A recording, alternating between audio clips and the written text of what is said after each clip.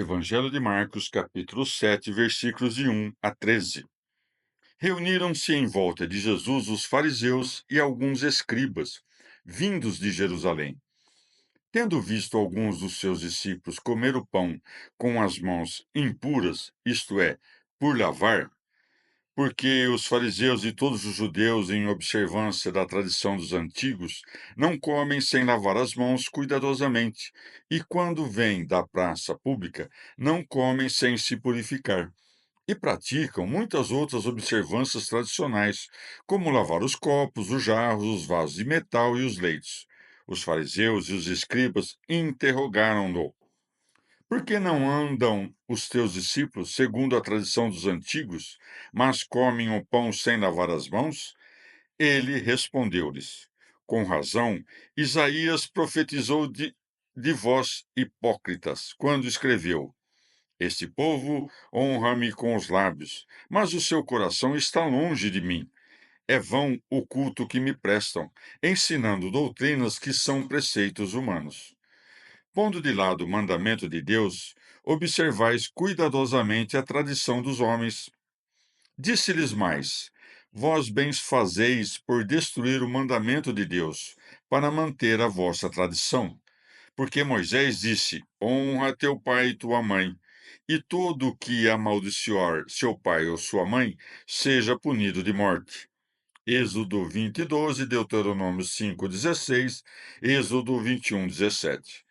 Porém, vós dizeis: se alguém disser a teu pai ou a sua mãe, é oferta a Deus qualquer coisa minha que te possa ser útil, e não lhe deixais fazer nada em favor de seu pai ou de sua mãe, anulando assim a palavra de Deus por uma tradição, que tendes transmitido de uns aos outros, e fazeis muitas coisas semelhantes a esta. Palavra da salvação. Comentário Marcos 7, de 1 a 13. São Beda.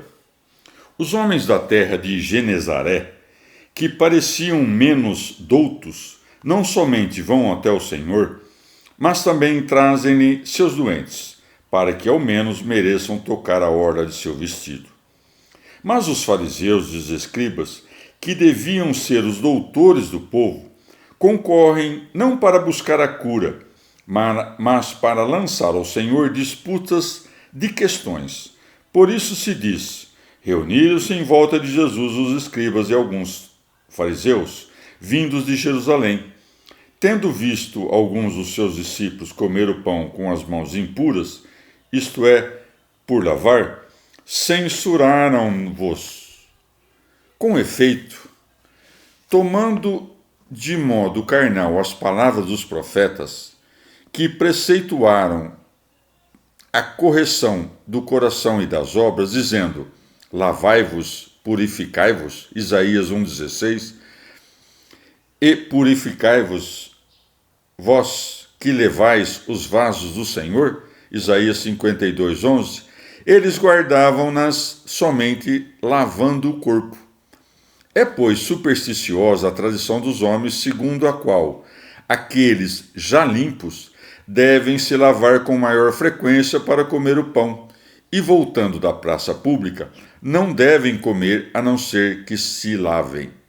Mas é necessário que os que desejam participar do pão que desce dos céus frequentemente limpem suas obras com as esmolas, lágrimas e outros frutos de justiça. É também necessário que as imundícies que cada um contraiu com os cuidados dos negócios temporais sejam completamente lavadas pela subsequente perseverança dos bons pensamentos e atos. Inutilmente, pois, os judeus lavarão as mãos e, quando voltam da praça pública, os corpos, enquanto desprezarem o ato de lavar-se na fonte do Salvador, em vão observam o lavar dos vasos aqueles que não fazem caso de lavar as imundícies de seus corpos e corações. Segue-se. Os fariseus e os escribas interrogaram-no: por que não andam os teus discípulos segundo a tradição dos antigos, mas comem pão sem lavar as mãos? Nas Escrituras, a honra não se compreende tanto pelas saudações e pelas homenagens, que se devem prestar quanto pela esmola e pela oferta de benefícios, diz o apóstolo. Honra as viúvas que são verdadeiramente viúvas. 1 Timóteo 5,3. Esta passagem pode também ter este breve sentido. A oferta que vem de mim aproveita a ti. Vós impelis, diz ele, os filhos a dizerem aos seus pais: qualquer oferta que eu oferecer a Deus, consumo alimentando-vos, ó pai e mãe.